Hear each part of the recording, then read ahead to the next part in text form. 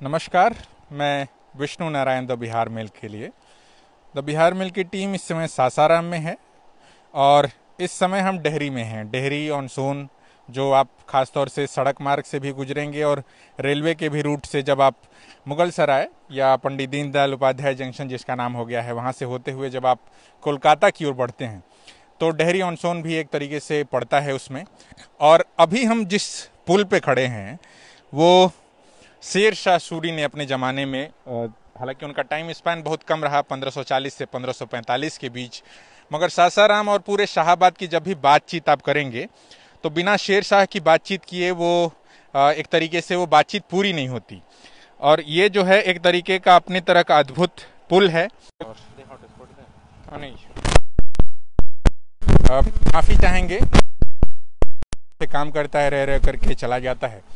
हमें लगा था कि ये लाइव हमें ख़त्म करना पड़ेगा, मगर ये लाइव चल रहा है तो हम उस बातचीत को आगे बढ़ाते हैं।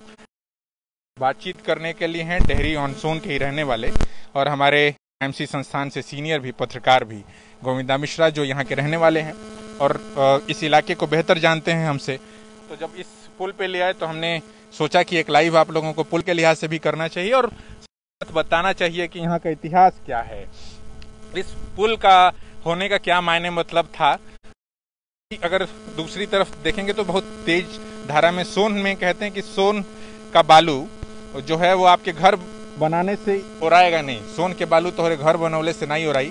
तो ये एक भोजपुरी कहानी। अगर इस बीच जो सोन के बालू का खनन है वो अपने तरीके से कुछ इस तरीके से चल रहा है कि वो जो है वो राजनीति का अखाड़ा बन गया है सोन, और जो खनन हो रहा है वो एक अलग मसला है।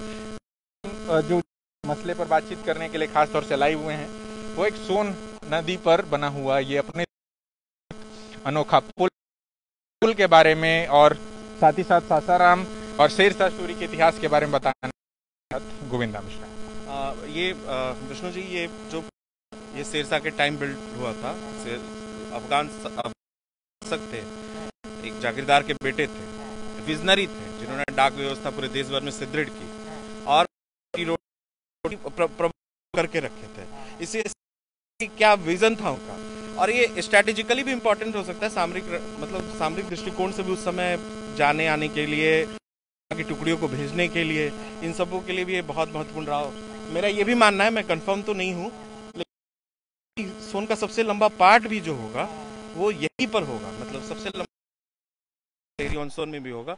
लॉन्गेस्ट रेलवे ब्रिज भी था, पहले आप जनरल नॉलेज की किताबों में पढ़ते होंगे। लॉन्गेस्ट रेलवे ब्रिज क्रांति के बाद एक अंग्रेजों ने एनीकट ब्रिज बनाया, और जिससे आप देखिएगा कि मतलब आपको कैमूर तो नहीं बोल सकते, बक्सर तक तो पानी जाती थी, क्योंकि उनको लगा कि उपजाऊ लैंड है, विरोध को, असंतोष को शांत करना है, और इनको पता था कि ये इनको बहुत ज्यादा कर जाएगा, तो इन्होंने यहाँ डैम बनाया।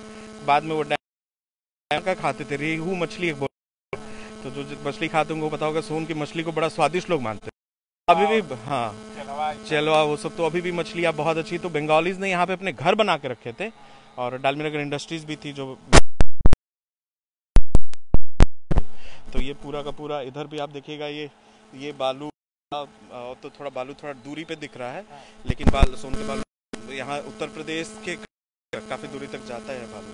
अब वो अलग मुद्दा है कि भाई खनन होता है नहीं होता, वो तो अलग मुद्दा है। पानी